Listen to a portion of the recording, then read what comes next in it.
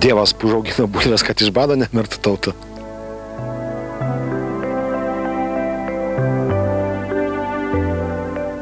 Lietuvos kaimas, jis niekada nepalaikė tos landsberginės vagnorinės politikos. Niekada nepalaikė. Bet jis ir LDDP politikos nepalaikė. Jis jokios nepalaikė, atrodo. Iš tikrųjų, kadangi LDDP praktiškai, žinoma, pavyzdžiui, statyminė bazė buvo kuriama geresnė žymiai, bet LDDP, aš nežinau, kas su jais buvo, jie labai bijojo Vagnorius ir Landsbergio. Praktiškai, kur Landsbergis ir Vagnorius pasakydavo ne, iš tikrųjų LDDP visa prišikdavo kelnes ir įsislapstydavo.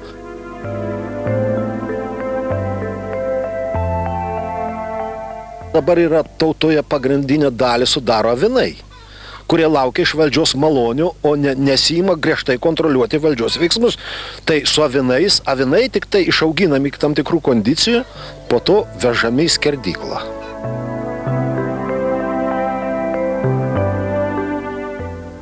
Kadangi jūs be tabų gal pasakys, juk mūsų prezidentas yra amerikietis. Ir jį, kaip ten bebūtų, jį labiau traukia Amerika negu Lietuva, vat štai makalinė atsidūrusi. Ir jam yra malonu, kad štai ateis vienas amerikonas. Jam netaip svarbu, jam nėra taip svarbu, kad šitą Lietuvos naftos ūkį efektyviai, naudingai Lietuvai parduoti, o jam malonu, kad būtų amerikonas.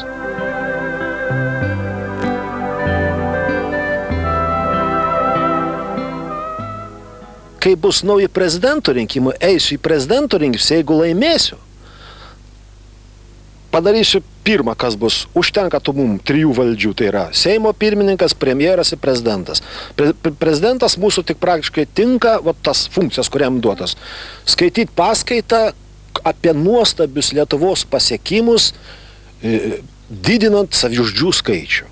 Todėl, mano bus taip, prezidentas turi vykdyti premjero pareigas, jokio ten nereikia, tai yra bus prezidentas premjeras, jis atsako už ūkio vystimas ir politinės strategijos formavosi, tas formalias funkcijas, ten žinot, kad eina diplomatas, koks pabučiuot ranką tenai. Duosit bučiuot? Ne.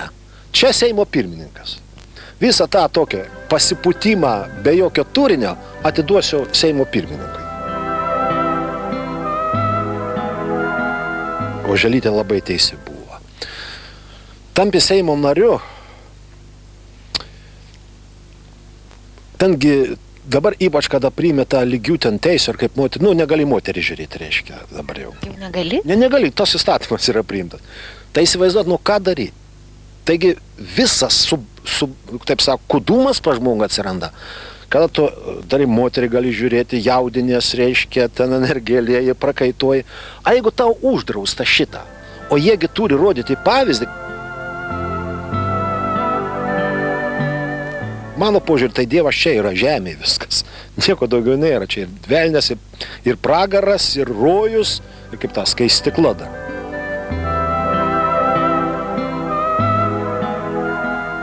Po mirties kaip tokios jūsų nebus. Jūs gal tapsit ožką, žiogų, arba sakysim, kad ir lapu kokiu nors, kurį mindys, jūs į žemės niekur neiškeliausit.